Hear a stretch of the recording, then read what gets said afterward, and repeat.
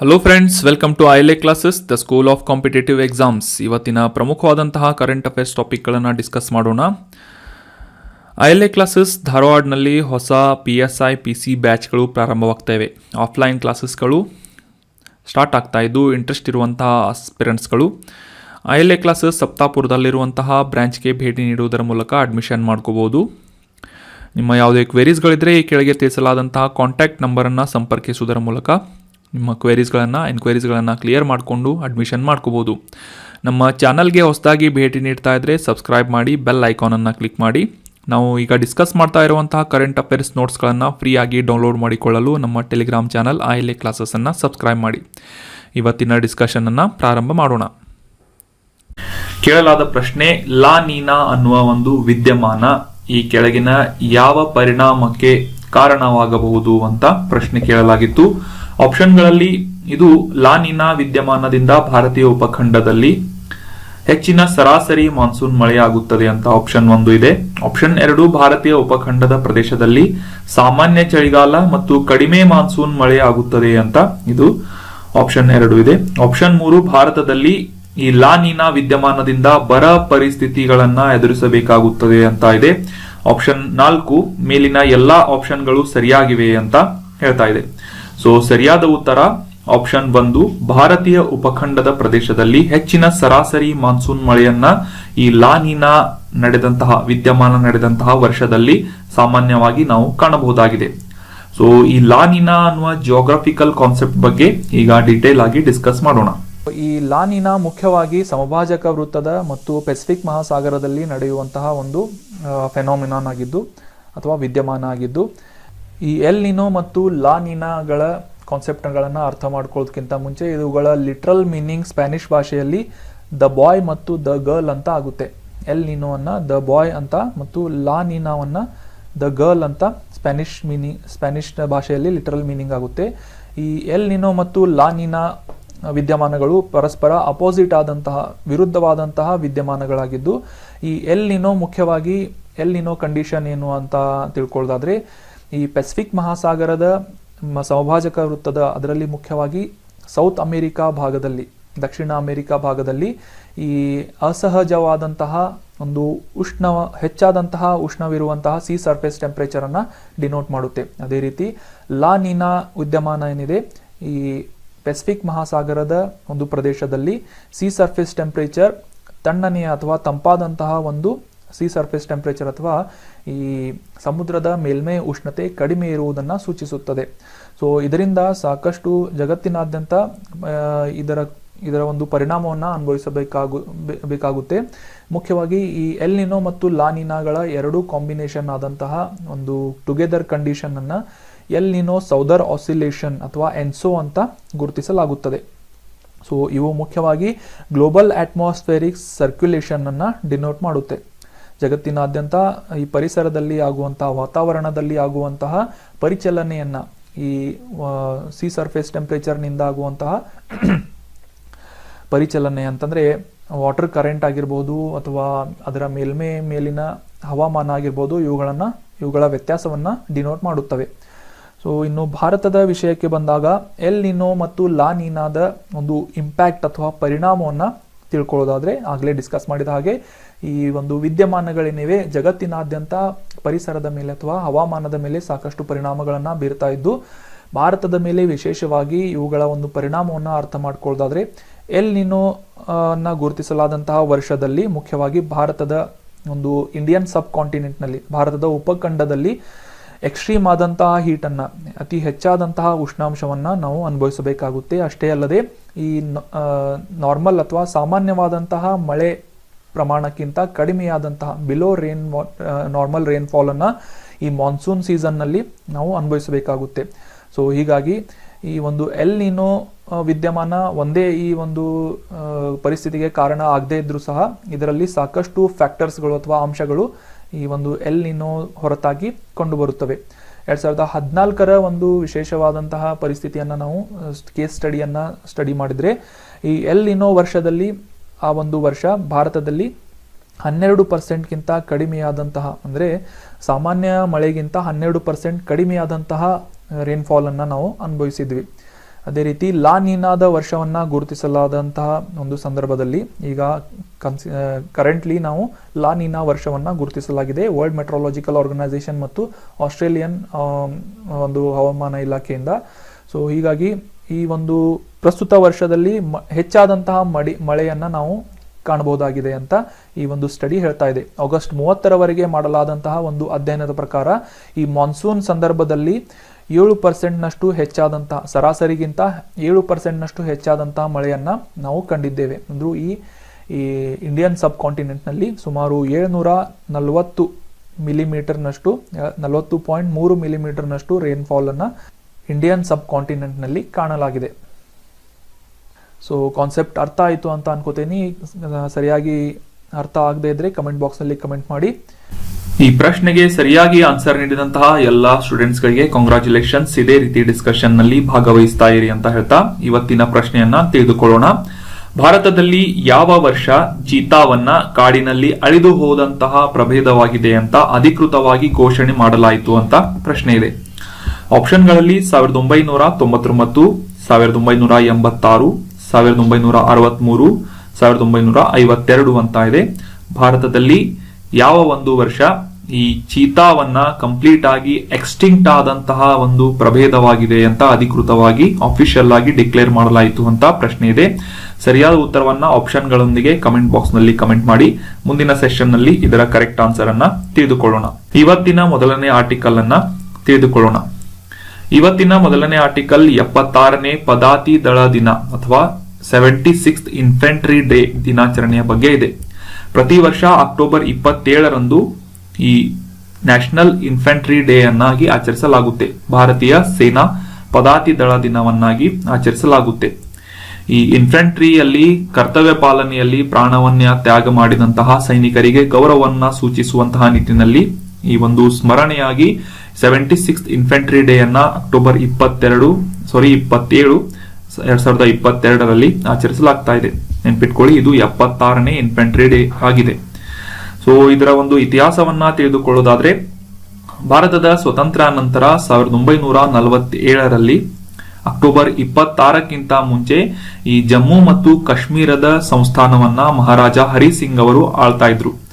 ಅವರು ಈ ಒಂದು ಅವರ ಆಳ್ವಿಕೆಯ ಸಂದರ್ಭದಲ್ಲಿ ಭಾರತದಿಂದ ಬೇರ್ಪಡೆಯಾದಂತಹ ಪಾಕಿಸ್ತಾನದ ಸೈನಿಕರಿಂದ ಈ ಒಂದು ಸಂಸ್ಥಾನದ ಮೇಲೆ ಒಂದು ದಾಳಿಯನ್ನ ಮಾಡಲಾಯಿತು. ಆ ಒಂದು ಸಂದರ್ಭದಲ್ಲಿ ಕಾಶ್ಮೀರದ ರಾಜರಾದಂತಹ ಹರಿ ಸಿಂಗ್ ಅವರು 1927 ಅಕ್ಟೋಬರ್ ದಿನದಂದು ಈ ಇನ್ಸ್ಟ್ರೂಮೆಂಟ್ ಆಫ್ ಅಕ್ಸೆಷನ್ ಅಥವಾ ಭಾರತಕ್ಕೆ ಸೇರ್ಪಡೆಯಾಗುವಂತಹ ಒಂದು ನಿರ್ಣಯಕ್ಕೆ ಈ ಇನ್ಸ್ಟ್ರೂಮೆಂಟ್ ಆಫ್ ಅಕ್ಸೆಷನ್ ಅಂತ ಹೇಳಲಾಗುತ್ತೆ. ಸೊ ಈ ಒಂದು ಇನ್ಸ್ಟ್ರೂಮೆಂಟ್ ಆಫ್ ಅಕ್ಸೆಷನ್ ಅನ್ನ ಸಹಿ ಮಾಡುವುದರ ಮೂಲಕ ಜಮ್ಮು ಮತ್ತು ಕಾಶ್ಮೀರ ಭಾರತಕ್ಕೆ ಸೇರ್ಪಡೆಯಾಗಲು ತಮ್ಮ ಅನುಮತಿಯನ್ನ ನೀಡಿದ್ರು. ಅದಾದ ನಂತರ ಭಾರತದ ಸೈನಿಕರಿಂದ, ಮುಖ್ಯವಾಗಿ ಪದಾತಿ ದಳದಿಂದ ಈ ಪಾಕಿಸ್ತಾನದ ಸೈನಿಕರನ್ನ ಸೋಲಿಸಿ ಈ ಪ್ರದೇಶವನ್ನ, ಮುಖ್ಯವಾಗಿ ಜಮ್ಮು ಕಾಶ್ಮೀರದ ಪ್ರಮುಖ ಪ್ರದೇಶಗಳನ್ನ ಮತ್ತೆ ವಾಪಸ್ಸು ಪಡೆದುಕೊಳ್ಳಲಾಗಿತ್ತು. ಸೊ ಈ ಒಂದು ಸಂದರ್ಭದಲ್ಲಿ ಈ ಕರ್ತವ್ಯ ನಿಷ್ಠೆ ಮತ್ತು ಪ್ರಾಣ ತ್ಯಾಗವನ್ನ ಮಾಡಿದಂತಹ ಈ ಪದಾತಿ ದಳದ ಸೈನಿಕರಿಗೆ ಗೌರವ ಸೂಚಕವಾಗಿ ಈ ಅಕ್ಟೋಬರ್ 27 ದಿನದಂದು ಈ ಒಂದು ದಿನದಂದು ಪದಾತಿ ಇನ್ಫೆಂಟ್ರಿ ಡೇ ಅನ್ನಾಗಿ ಆಚರಿಸಲಾಗುತ್ತೆ. ಈಗ 2022ರಲ್ಲಿ ನಾವು 76ನೇ ಇನ್ಫೆಂಟ್ರಿ ಡೇ ಅಥವಾ ಪದಾತಿ ದಳ ದಿನವನ್ನ ಆಚರಿಸ್ತಾ ಇದ್ದೇವೆ. ಇನ್ನು ಮುಂದಿನ ಆರ್ಟಿಕಲ್ ಅನ್ನ ನೋಡೋಣ. ಭಾರತದ ರಿಸರ್ವ್ ಬ್ಯಾಂಕ್ RBI ಮತ್ತು ಇಂಡಿಯಾ ಪೋಸ್ಟ್ ಪೇಮೆಂಟ್ಸ್ ಬ್ಯಾಂಕ್ಗಳ ಸಹಯೋಗದಿಂದ ಈ ರಿಸರ್ವ್ ಬ್ಯಾಂಕ್ ಇನ್ನೋವೇಷನ್ ಹಬ್ ಅನ್ನುವ ಒಂದು ಸಂಸ್ಥೆಯನ್ನ ಪ್ರಾರಂಭ ಮಾಡಲಾಗಿದೆ. ಮುಖ್ಯವಾಗಿ ಈ ಹಣಕಾಸು ಉತ್ಪನ್ನ ಮತ್ತು ಸೇವೆಗಳ ಒಂದು ನಾವೀನ್ಯತೆಯನ್ನ ತರುವಂತಹ ದೃಷ್ಟಿಯಲ್ಲಿ ಈ ರಿಸರ್ವ್ ಬ್ಯಾಂಕ್ ಇನ್ನೋವೇಷನ್ ಹಬ್ ಅನ್ನ RBIH ಅನ್ನ ಸ್ಥಾಪನೆ ಮಾಡಲಾಗಿದೆ. ಆಗ್ಲೇ ಡಿಸ್ಕಸ್ ಮಾಡಿದ ಹಾಗೆ ಈ ರಿಸರ್ವ್ ಬ್ಯಾಂಕ್ ಇನ್ನೋವೇಷನ್ ಹಬ್ ಏನಿದೆ RBI ನ ಸಂಪೂರ್ಣವಾದ ಸ್ವಾಮ್ಯಕ್ಕೆ ಒಳಪಟ್ಟಿದ್ದು ಇದರ ಒಂದು ಆಟೋನಾಮಸ್ ಆದಂತಹ ಅಂಗಸಂಸ್ಥೆಯಾಗಿ ಇದನ್ನ ಸ್ಥಾಪನೆ ಮಾಡಲಾಗಿದೆ. ಆರ್ಥಿಕ ವಲಯದಲ್ಲಿ ನಾವೀನ್ಯತೆಯನ್ನ ವೇಗಗೊಳಿಸುವಂತಹ ಒಂದು ವಾತಾವರಣವನ್ನ ಸೃಷ್ಟಿಸುವುದು ಮತ್ತೆ ಈ ಒಂದು ಇನ್ನೋವೇಷನ್ ಅನ್ನ ಎನ್ಕರೇಜ್ ಮಾಡುವಂತಹ ನಿಟ್ಟಿನಲ್ಲಿ ಮತ್ತು ಈ ಆರ್ಥಿಕ ವಲಯದಲ್ಲಿ ಇರುವಂತಹ ಸಾಕಷ್ಟು ಸಮಸ್ಯೆಗಳನ್ನ ಮತ್ತು ಮಧ್ಯಸ್ಥಗಾರರು ಅಥವಾ ಮೀಡಿಯೇಟರ್ಗಳು ಎದುರಿಸುತ್ತಿರುವಂತಹ ಸಮಸ್ಯೆಗಳನ್ನ ಪರಿಹಾರ ಮಾಡುವಂತಹ ವೇದಿಕೆಯಾಗಿ ಈ ರಿಸರ್ವ್ ಬ್ಯಾಂಕ್ ಇನ್ನೋವೇಷನ್ ಹಬ್ ಕೆಲಸವನ್ನ ಮಾಡಲಿದೆ. ಅಷ್ಟೇ ಅಲ್ಲದೆ ಈ ಒಂದು ಆರ್ಥಿಕ ವಲಯದಲ್ಲಿ ನಾವೀನ್ಯತೆ ಮತ್ತು ಕಾರ್ಯತಂತ್ರಗಳನ್ನ ರೂಪಿಸುವಲ್ಲಿ ಈ ಮಧ್ಯಸ್ಥಗಾರರಿಗೆ ಸಾಕಷ್ಟು ರೀತಿಯಾಗಿ ಸಹಾಯ ಮಾಡುವಲ್ಲಿ ಕೂಡ ಈ RBIH ಅನ್ನುವ ಸಂಸ್ಥೆ ಸಾಕಷ್ಟು ಸಹಾಯ ಮಾಡಲಿದೆ. ಈ ಹಣಕಾಸು ಸೇವಾ ಪೂರೈಕೆದಾರರಾಗಿರ್ಬೋದು, ಫಿನ್ಟೆಕ್ ನಾವೀನ್ಯತೆ ಕೇಂದ್ರಗಳಾಗಿರ್ಬೋದು, ಪಾಲಿಸಿ ಮೇಕರ್ಗಳಾಗಿರ್ಬೋದು, ತಂತ್ರಜ್ಞರಾಗಿರ್ಬೋದು, ಅಕಾಡೆಮಿಗಳಾಗಿರ್ಬೋದು, ಈ ರೀತಿಯಾದಂತಹ ಸಾಕಷ್ಟು ರೀತಿಯ ಇನ್ವೆಸ್ಟ್ಮೆಂಟ್ ಸಮುದಾಯಗಳ ಒಂದು ನೆಟ್ವರ್ಕ್ಗಳಿಗೆ ನಾವೀನ್ಯತೆಯ ಕೇಂದ್ರವಾಗಿ ಈ ಒಂದು ರಿಸರ್ವ್ ಬ್ಯಾಂಕ್ ಇನ್ನೋವೇಷನ್ ಹಬ್ ಕೆಲಸವನ್ನ ಮಾಡಲಿದೆ. ಸಿಂಪಲ್ ಆಗಿ ಅರ್ಥ ಮಾಡ್ಕೋಬೇಕು ಅಂತಂದ್ರೆ ಇದು ಎಕನಾಮಿಕ್ ಕಾನ್ಸೆಪ್ಟ್ ಆಗಿದ್ದು ಈ ಆರ್ಥಿಕ ವಲಯದಲ್ಲಿ ಅದರಲ್ಲೂ ಮುಖ್ಯವಾಗಿ ಈ ಫೈನಾನ್ಸ್ ಅನ್ನುವ ಒಂದು ಕ್ಷೇತ್ರಕ್ಕೆ ಸಂಬಂಧಿಸಿದಂತೆ ನಾವೀನ್ಯತೆಯನ್ನ ತರುವಂತಹ ನಿಟ್ಟಿನಲ್ಲಿ ರಿಸರ್ವ್ ಬ್ಯಾಂಕ್ ಆಫ್ ಇಂಡಿಯಾ ಮತ್ತು ಇಂಡಿಯಾ ಪೋಸ್ಟ್ ಪೇಮೆಂಟ್ ಬ್ಯಾಂಕ್ ಈ ಎರಡು ಸಂಸ್ಥೆಗಳ ಸಹಯೋಗದಿಂದ ಈ RBIH ಅಥವಾ ರಿಸರ್ವ್ ಬ್ಯಾಂಕ್ ಇನ್ನೋವೇಷನ್ ಹಬ್ ಅನ್ನ ಸ್ಥಾಪನೆ ಮಾಡಲಾಗಿದೆ.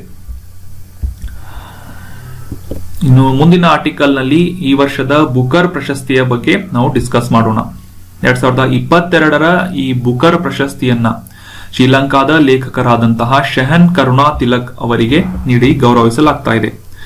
ಈ ಶ್ರೀಲಂಕಾದ ಲೇಖಕರಾದಂತಹ ಶಹನ್ ಕರುಣಾ ತಿಲಕ್ ಅವರು ಬರೆದಂತಹ ಎರಡನೇ ಕಾದಂಬರಿಯಾದಂತಹ the 7 moons of Maali Almeida ಅನ್ನುವ ಒಂದು ಪುಸ್ತಕಕ್ಕೆ 2022ರ ಬುಕರ್ ಪ್ರಶಸ್ತಿ ಸಂದಿದೆ.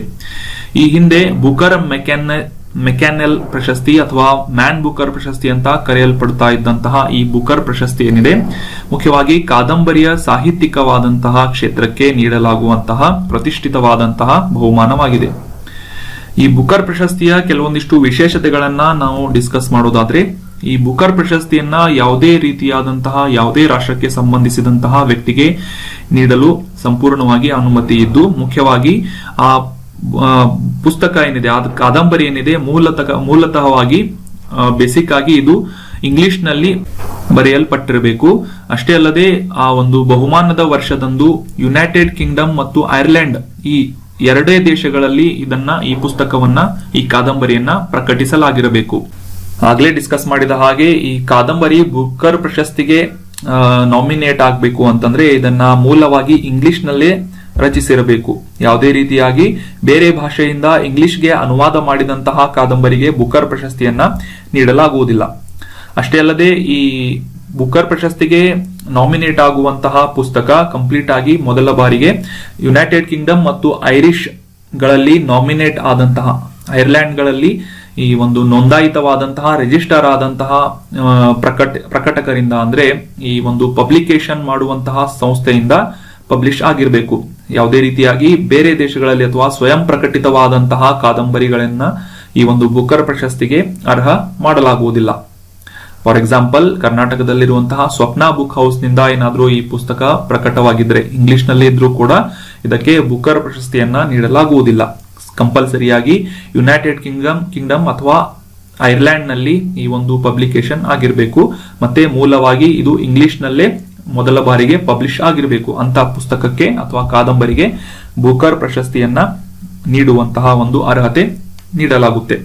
ಇನ್ನು ಈ ಬುಕರ್ ಪ್ರಶಸ್ತಿಯನ್ನ ನೀಡುತ್ತಿರುವಂತಹ ಸಂಸ್ಥೆಯ ಬಗ್ಗೆ ತಿಳಿದುಕೊಳ್ಳಬೇಕು ಅಂತಂದ್ರೆ ಮ್ಯಾನ್ ಗ್ರೂಪ್ ಅಂತ ಒಂದು ಸಂಸ್ಥೆ ಇದೆ. 1783ರಲ್ಲಿ ಇದನ್ನ ಸ್ಥಾಪನೆ ಮಾಡಲಾಯಿತು. ಅದಾದ ನಂತರ ಬುಕರ್ ಪ್ರಶಸ್ತಿ ಪ್ರತಿಷ್ಠಾನವನ್ನ 2002ರಲ್ಲಿ ಸ್ಥಾಪನೆ ಮಾಡಲಾಯಿತು. ಅಂದಿನಿಂದ ಪ್ರತಿ ವರ್ಷ ಬುಕರ್ ಪ್ರಶಸ್ತಿಯನ್ನ ಕಾದಂಬರಿ ರಚನೆಕಾರರಿಗೆ ನೀಡಲಾಗುತ್ತೆ. ಮುಖ್ಯವಾಗಿ 2005ರಿಂದ ಫಿಕ್ಷನ್ಗಾಗಿ ಈ ಒಂದು ಪುಸ್ತಕವನ್ನ ಮ್ಯಾನ್ ಬುಕರ್ ಅಂತಾರಾಷ್ಟ್ರೀಯ ಪ್ರಶಸ್ತಿಯನ್ನಾಗಿ ನೀಡಲಾಗುತ್ತದೆ. So that was about Booker ಪ್ರಶಸ್ತಿ. 2022ರ ಈ ಬುಕರ್ ಪ್ರಶಸ್ತಿಯನ್ನ ಶ್ರೀಲಂಕಾ ದೇಶದ ಶಹನ್ ಕರುಣಾ ತಿಲಕ್ ಅವರಿಗೆ ನೀಡಿ ಗೌರವಿಸಲಾಗ್ತಾ ಇದೆ. ಅವರ ಪುಸ್ತಕವನ್ನ ಕೂಡ ರಿವೈಸ್ ಮಾಡಿ ನೋಡ್ಕೊಳ್ಳಿ, ಯಾವ ಪುಸ್ತಕಕ್ಕೆ ಯಾವ ಕಾದಂಬರಿಗೆ ಇವರಿಗೆ ಬುಕರ್ ಪ್ರಶಸ್ತಿಯನ್ನ ನೀಡಲಾಗಿದೆ ಅಂತ. ಇನ್ನು ಮುಂದಿನ ಆರ್ಟಿಕಲ್ ಅನ್ನ ತಿಳಿದುಕೊಳ್ಳೋಣ. ರಾಷ್ಟ್ರೀಯ ಹೆದ್ದಾರಿ ಇನ್ಫ್ರಾ ಟ್ರಸ್ಟ್ NHAI ಅಥವಾ ನ್ಯಾಷನಲ್ ಹೈವೇ ಅಥಾರಿಟಿ ಆಫ್ ಇಂಡಿಯಾದಿಂದ ಈ ಇನ್ಫ್ರಾಸ್ಟ್ರಕ್ಚರ್ ಇನ್ವೆಸ್ಟ್ಮೆಂಟ್ ಟ್ರಸ್ಟ್ ಅನ್ನ ಸ್ಥಾಪನೆ ಮಾಡಲಾಗಿದೆ. ಸೊ ಆಲ್ರೆಡಿ ಇದನ್ನ ಸ್ಥಾಪನೆ ಮಾಡಲಾಗಿದ್ದು, ಈಗ ನ್ಯೂಸ್ ಏನು ಅಂತಂದ್ರೆ ರಸ್ತೆ ಸಾರಿಗೆ ಮತ್ತು ಹೆದ್ದಾರಿಗಳ ಕೇಂದ್ರ ಸಚಿವರ ಪ್ರಕಾರ ಈ ಒಂದು ಇನ್ಫ್ರಾ ಟ್ರಸ್ಟ್, ಈ NHAI ದಿಂದ ಇರುವಂತಹ ಈ ಇನ್ಫ್ರಾಸ್ಟ್ರಕ್ಚರ್ ಇನ್ವೆಸ್ಟ್ಮೆಂಟ್ ಟ್ರಸ್ಟ್ ಏನಿದೆ, ಸುಮಾರು 3,800 ಕೋಟಿ ರೂಪಾಯಿಗಳ ಮತ್ತು ಹೆಚ್ಚುವರಿಯಾಗಿ 1,500 ಕೋಟಿ ರೂಪಾಯಿಗಳ ಒಂದು 24 ವರ್ಷಗಳವರೆಗೆ ಇನ್ಫ್ರಾಸ್ಟ್ರಕ್ಚರ್ ಡೆವಲಪ್ಮೆಂಟ್ ಮಾಡುವುದಕ್ಕೆ ಅಥವಾ ಮೂಲ ಸೌಕರ್ಯ ಅಭಿವೃದ್ಧಿಗಾಗಿ ಅಷ್ಟು ಹಣವನ್ನ ಸಂಗ್ರಹಣೆ ಮಾಡುವಂತಹ ಗುರಿಯನ್ನ ಹೊಂದಿದೆ ಅಂತ ನ್ಯೂಸ್ ನಲ್ಲಿದೆ.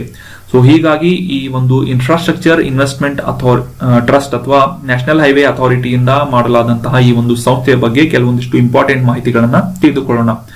ನ್ಯೂಸ್ ನ ಎಕ್ಸ್ಟೆಂಡ್ ಮಾಡಿ ನೋಡಬೇಕು ಅಂತಂದ್ರೆ ಈ ಒಂದು ಹಣವನ್ನ ಸುಮಾರು 3,800 ಕೋಟಿ ರೂಪಾಯಿ ಮತ್ತು ಹೆಚ್ಚುವರಿಯಾಗಿ 1,500 ಕೋಟಿ ರೂಪಾಯಿಗಳನ್ನ ಮುಂದಿನ 24 ವರ್ಷಗಳ ಅವಧಿಯವರೆಗೆ ಯಾವ ರೀತಿ ಸಂಗ್ರಹಿಸಬೇಕು ಅಂತಂದ್ರೆ ಈ ಇನ್ವಿಟ್ ಬಾಂಡ್ ಗಳನ್ನ ಅಥವಾ ಇನ್ಫ್ರಾಸ್ಟ್ರಕ್ಚರ್ ಇನ್ವೆಸ್ಟ್ಮೆಂಟ್ ಟ್ರಸ್ಟ್ ಗಳಿಂದ ನೀಡಲಾಗುವಂತಹ ಬಾಂಡ್ ಗಳನ್ನ ಈ ಬಾಂಬೆ ಸ್ಟಾಕ್ ಎಕ್ಸ್ಚೇಂಜ್ ಮತ್ತು ನ್ಯಾಷನಲ್ ಸ್ಟಾಕ್ ಎಕ್ಸ್ಚೇಂಜ್ ಈ ಎರಡು ಲಿಸ್ಟಿಂಗ್ ಗಳಲ್ಲಿ ಇದರಲ್ಲಿ ಬರುವಂತಹ ಪಟ್ಟಿಗಳಲ್ಲಿ ಪಟ್ಟಿ ಮಾಡಲಾಗುವುದು.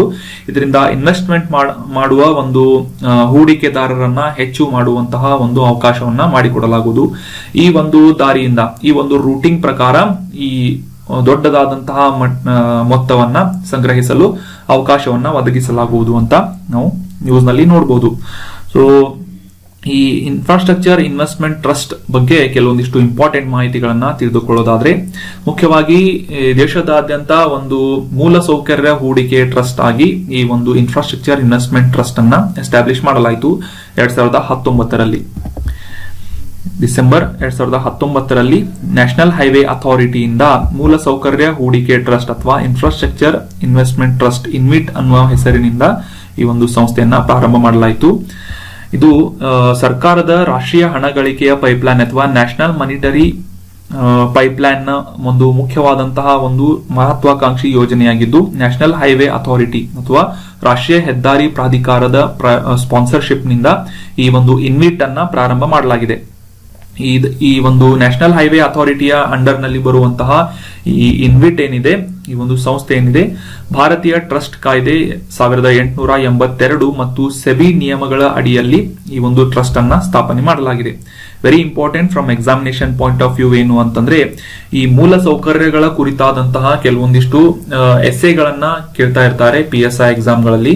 ಸೊ ಆ ಒಂದು ಸಂದರ್ಭದಲ್ಲಿ ನ್ಯಾಷನಲ್ ಹೈವೇ ಅಥಾರಿಟಿಯಿಂದ ಎಸ್ಟಾಬ್ಲಿಷ್ ಆದಂತಹ ಈ ಒಂದು ಇನ್ವಿಟ್ ಬಗ್ಗೆ ಡೀಟೇಲ್ ಆಗಿ ಎಕ್ಸ್ಪ್ಲೇನ್ ಮಾಡಿ, ಅದೇ ರೀತಿಯಾಗಿ ನ್ಯಾಷನಲ್ ಮಾನಿಟರಿ ಪೈಪ್ಲೈನ್ ಬಗ್ಗೆ ಕೂಡ ಮೆನ್ಷನ್ ಮಾಡಿ, ಮತ್ತು ಈ ಒಂದು ಇನ್ಫ್ರಾಸ್ಟ್ರಕ್ಚರ್ ಇನ್ವೆಸ್ಟ್ಮೆಂಟ್ ಟ್ರಸ್ಟ್ ಇದನ್ನ 2019ರಲ್ಲಿ ಪ್ರಧಾನಮಂತ್ರಿ ನರೇಂದ್ರ ಮೋದಿ ಅವರ ಅಧ್ಯಕ್ಷತೆಯಲ್ಲಿ ಕೇಂದ್ರ ಸಚಿವ ಸಂಪುಟದ ಅನುಮೋದನೆಯನ್ನ ಪಡೆದುಕೊಂಡು ಸ್ಥಾಪನೆ ಮಾಡಲಾಯಿತು. ಮತ್ತೆ ಇದರ ಒಂದು ಕಾಂಟ್ರಿಬ್ಯೂಷನ್ ನಿಂದ ಸಾಕಷ್ಟು ರೀತಿಯಾಗಿ ಈ ಒಂದು ಸ್ಟಾಕ್ ಎಕ್ಸ್ಚೇಂಜ್ ಗಳಲ್ಲಿ ಲಿಸ್ಟಿಂಗ್ ಮಾಡುವ ಮುಖಾಂತರ ಸಾವಿರಾರು ಕೋಟಿ ರೂಪಾಯಿಗಳಷ್ಟು ಹೂಡಿಕೆಯನ್ನ ಎಕ್ಸ್ಟ್ರಾಕ್ಷನ್ ಅಥವಾ ಈ ಒಂದು ಅಟ್ರಾಕ್ಟ್ ಮಾಡಲಾಗ್ತಾ ಇದೆ ಅಂತ ಕೂಡ ಕಂಪಲ್ಸರಿಯಾಗಿ ಮೆನ್ಷನ್ ಮಾಡಿ.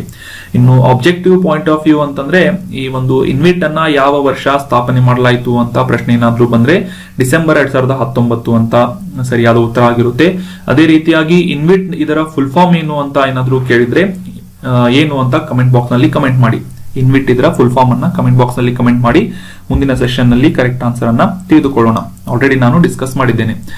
ಇನ್ನು ನಮ್ಮ ಇವತ್ತಿನ ನೆಕ್ಸ್ಟ್ ಆರ್ಟಿಕಲ್ ನೋಡೋದಾದ್ರೆ, ರೀಸೆಂಟ್ ಆಗಿ ನಾವು ದೀಪಾವಳಿಯನ್ನ ಆಚರಿಸಿದ್ವಿ.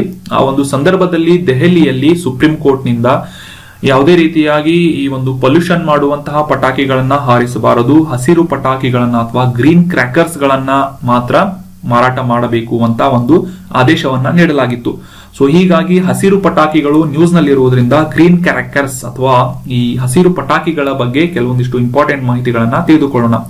ಈ ಗ್ರೀನ್ ಕ್ರ್ಯಾಕರ್ಸ್ ಗಳು ಅಂದ್ರೆ ಏನು ಅಂತ ತಿಳ್ಕೊಳ್ಳೋದಾದ್ರೆ, ಮುಖ್ಯವಾಗಿ ಪೊಲ್ಯೂಷನ್ ಅನ್ನ ಕಡಿಮೆ ಮಾಡುವ ನಿಟ್ಟಿನಲ್ಲಿ, ಈ ಒಂದು ಮಾಲಿನ್ಯವನ್ನ ಕಡಿಮೆ ಮಾಡುವಂತಹ ನಿಟ್ಟಿನಲ್ಲಿ ಕಡಿಮೆ ಹೊರಸೂಸುವಿಕೆಯನ್ನ ಅಂದ್ರೆ ಲೋ ಎಮಿಷನ್ ಅನ್ನ ಹೊಂದಿರುವಂತಹ ಪಟಾಕಿಗಳನ್ನ ಹಸಿರು ಪಟಾಕಿಗಳಂತ ಗ್ರೀನ್ ಕ್ರ್ಯಾಕರ್ಸ್ ಗಳಂತ ಕರೆಯಲಾಗುತ್ತೆ. ಇವುಗಳನ್ನ ಎಕೋ ಫ್ರೆಂಡ್ಲಿ ಪಟಾಕಿಗಳು ಅಂತ ಕೂಡ ಕರೆಯಲಾಗುತ್ತೆ.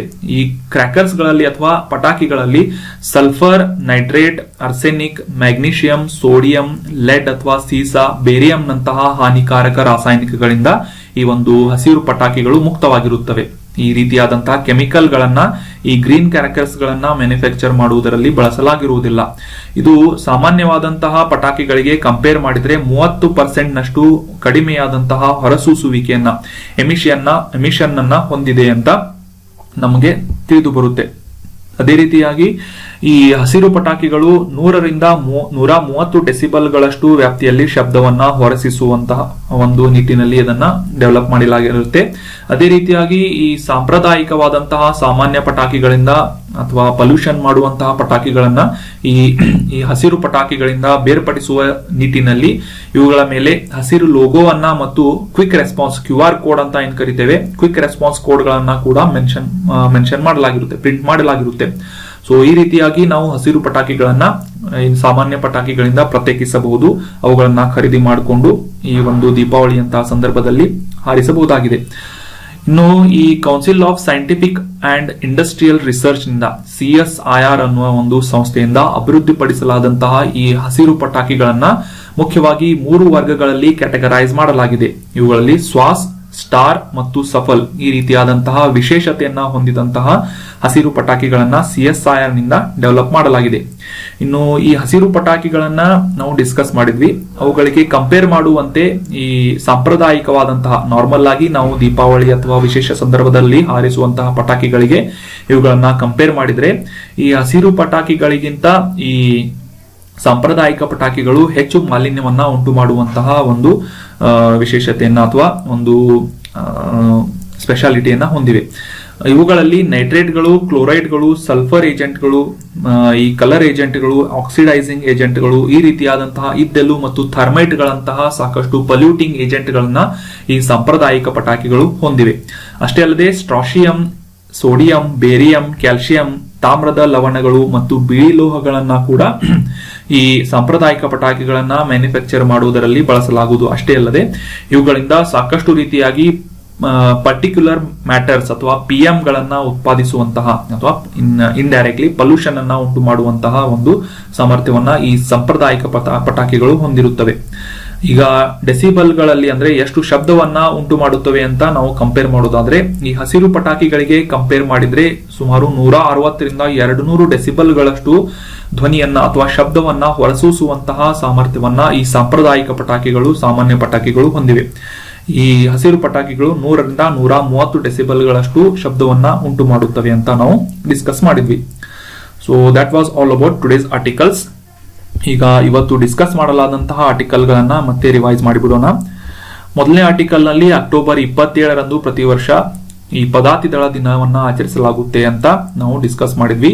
76ನೇ ಪದಾತಿದಳ ದಿನ ಅಥವಾ ಇನ್ಫೆಂಟ್ರಿ ಡೇ ಅನ್ನ ಅಕ್ಟೋಬರ್ 27ರಂದು ಆಚರಿಸಲಾಯಿತು ಅಂತ ನಾವು ತಿಳ್ಕೊಂಡ್ವಿ. 1947 ಅಕ್ಟೋಬರ್ 27ರಿಂದ ಪ್ರತಿ ವರ್ಷ ಈ ಒಂದು ದಿನವನ್ನ ಆಚರಿಸಲಾಗ್ತಾ ಇದೆ. ಮುಖ್ಯವಾಗಿ ಈ ಕರ್ತವ್ಯದ ನಿಷ್ಠೆಯಲ್ಲಿ ಮತ್ತು ಪ್ರಾಣ ತ್ಯಾಗವನ್ನ ಮಾಡಿದಂತಹ ಸೈನಿಕರಿಗೆ ಗೌರವವನ್ನ ಸೂಚಿಸುವಂತಹ ನಿಟ್ಟಿನಲ್ಲಿ ಈ ಒಂದು ಇನ್ಫೆಂಟ್ರಿ ಡೇ ಅನ್ನಾಗಿ ಆಚರಿಸಲಾಗುತ್ತೆ. ಅದೇ ರೀತಿಯಾಗಿ ಈ ಒಂದು ಫೈನಾನ್ಸ್ ಫೀಲ್ಡ್ ಗಳಲ್ಲಿ ಈ ಒಂದು ನಾವೀನ್ಯತೆಯನ್ನ ಎನ್ಕರೇಜ್ ಮಾಡುವಂತಹ ನಿಟ್ಟಿನಲ್ಲಿ ಭಾರತದ RBI ಮತ್ತು ಇಂಡಿಯಾ ಪೋಸ್ಟ್ ಪೇಮೆಂಟ್ಸ್ ಬ್ಯಾಂಕ್ ಈ ಸಂಸ್ಥೆಗಳಿಂದ RBIH ಅಥವಾ ರಿಸರ್ವ್ ಬ್ಯಾಂಕ್ ಇನ್ನೋವೇಷನ್ ಹಬ್ ಗಳನ್ನ ಸ್ಥಾಪನೆ ಮಾಡಲಾಗ್ತಾ ಇದೆ ಅಂತ ನಾವು ಡಿಸ್ಕಸ್ ಮಾಡಿದ್ವಿ. ಅದರ ಮುಂದಿನ ಆರ್ಟಿಕಲ್ ನಲ್ಲಿ ಶ್ರೀಲಂಕಾದ ಕಾದಂಬರಿಕಾರರಾದಂತಹ ಶೆಹನ್ ಕರುಣಾ ತಿಲಕ್ ಅವರಿಗೆ 2022ರ ಪ್ರತಿಷ್ಠಿತ ಬುಕರ್ ಪ್ರಶಸ್ತಿಯನ್ನ ನೀಡಲಾಗಿದೆ ಅಂತ ಡಿಸ್ಕಸ್ ಮಾಡಿದ್ವಿ. The 7 moons of Maali Almeida ಅನ್ನುವ ಒಂದು ಕಾದಂಬರಿಗೆ ಇವರಿಗೆ ಬುಕರ್ ಪ್ರಶಸ್ತಿಯನ್ನ ನೀಡಲಾಗಿದೆ. ಅದೇ ರೀತಿಯಾಗಿ ಬುಕರ್ ಪ್ರಶಸ್ತಿಯ ಒಂದು ನೀಡಲಾಗುವಂತಹ ಸಂಸ್ಥೆಯನ್ನ ಮತ್ತು ಈ ಒಂದು ಇದರ ವಿಶೇಷತೆಗಳನ್ನ ಕೂಡ ಡೀಟೇಲ್ ಆಗಿ ಡಿಸ್ಕಸ್ ಮಾಡಿದ್ವಿ. ಅದಾದ ನಂತರ ನ್ಯಾಷನಲ್ ಹೈವೇ ಅಥಾರಿಟಿಯಿಂದ ಇನ್ಫ್ರಾಸ್ಟ್ರಕ್ಚರ್ ಇನ್ವೆಸ್ಟ್ಮೆಂಟ್ ಟ್ರಸ್ಟ್ ನಿಂದ ಸಾಕಷ್ಟು ಪ್ರಮಾಣದ ಇನ್ವೆಸ್ಟ್ಮೆಂಟ್ ಗಳನ್ನ, ಹೂಡಿಕೆಗಳನ್ನ ಅಟ್ರಾಕ್ಟ್ ಮಾಡುವಂತಹ ನಿಟ್ಟಿನಲ್ಲಿ ಈ ಒಂದು ಇನ್ವಿಟ್ ಬಾಂಡ್ ಗಳನ್ನ BSc ಮತ್ತು NSE ಗಳಲ್ಲಿ ಲಿಸ್ಟಿಂಗ್ ಮಾಡುವುದಾಗಿ ನಾವು ಡಿಸ್ಕಸ್ ಮಾಡಿದ್ವಿ. ಈ ಇನ್ವಿಟ್ ಅನ್ನುವ ಸಂಸ್ಥೆಯ ಬಗ್ಗೆ ಕೂಡ ಡಿಸ್ಕಸ್ ಮಾಡಿದ್ವಿ. 2019ರಲ್ಲಿ ಇದನ್ನ ಇನ್ಫ್ರಾಸ್ಟ್ರಕ್ಚರ್ ಇನ್ವೆಸ್ಟ್ಮೆಂಟ್ ಟ್ರಸ್ಟ್ ಅನ್ನ ಎಸ್ಟಾಬ್ಲಿಷ್ ಮಾಡಲಾಯಿತು ಅಂತ ನಾವು ಡಿಸ್ಕಸ್ ಮಾಡಿದ್ವಿ. ಅದಾದ ನಂತರ ಹಸಿರು ಪಟಾಕಿಗಳು ಅಥವಾ ಗ್ರೀನ್ ಕ್ರ್ಯಾಕರ್ಸ್ ಗಳ ಬಗ್ಗೆ, ಅವುಗಳ ಒಂದು ಕೆಮಿಕಲ್ ಕಂಪೋಸಿಷನ್ ಬಗ್ಗೆ ಡೀಟೇಲ್ ಆಗಿ ಡಿಸ್ಕಸ್ ಮಾಡಿದ್ವಿ. So that was all about today's discussion friends. ಈಗ ಡಿಸ್ಕಸ್ ಮಾಡಲಾದಂತಹ ಕರೆಂಟ್ ಅಫೇರ್ಸ್ ನೋಟ್ಸ್ಗಳನ್ನು ಫ್ರೀಯಾಗಿ ಡೌನ್ಲೋಡ್ ಮಾಡಿಕೊಳ್ಳಲು ನಮ್ಮ ಟೆಲಿಗ್ರಾಮ್ ಚಾನಲ್ ILA ಕ್ಲಾಸಸ್ಸನ್ನು ಸಬ್ಸ್ಕ್ರೈಬ್ ಮಾಡ್ಬೋದು. ಅದೇ ರೀತಿಯಾಗಿ ಈ ಒಂದು ಮಂತ್ಲಿ ಕಂಪೈಲೇಷನ್ ಅಂದರೆ ಕರೆಂಟ್ ಅಫೇರ್ಸ್ಗಳ ಎಲ್ಲ ನೋಟ್ಸ್ಗಳನ್ನು, ಈ ಸೆಪ್ಟೆಂಬರ್ ತಿಂಗಳ ಎಲ್ಲ ನೋಟ್ಸ್ಗಳನ್ನು ಕೂಡ ಈ ಒಂದು ಟೆಲಿಗ್ರಾಮ್ ಚಾನಲ್ನಿಂದ ನೀವು ಡೌನ್ಲೋಡ್ ಮಾಡ್ಕೋಬೋದು. ಈ ಇಮೇಜನ್ನು ಕ್ಲಿಕ್ ಮಾಡುವುದರ ಮೂಲಕ ಲಾಸ್ಟ್ ಸೆಷನ್ನಲ್ಲಿ ಡಿಸ್ಕಸ್ ಮಾಡಲಾದಂತಹ ಆರ್ಟಿಕಲ್ಸ್ಗಳ ವಿಡಿಯೋವನ್ನು ನೋಡ್ಬೋದು. Thank you so much for joining the discussion. ಈ ಕಂಟೆಂಟನ್ನು ಎಲ್ಲ ನಿಮ್ಮ ಫ್ರೆಂಡ್ಸ್ ಜೊತೆ ಶೇರ್ ಮಾಡಿ ಅಂತ ಹೇಳ್ತಾ ಹ್ಯಾವ್ ಅ ನೈಸ್ ಡೇ.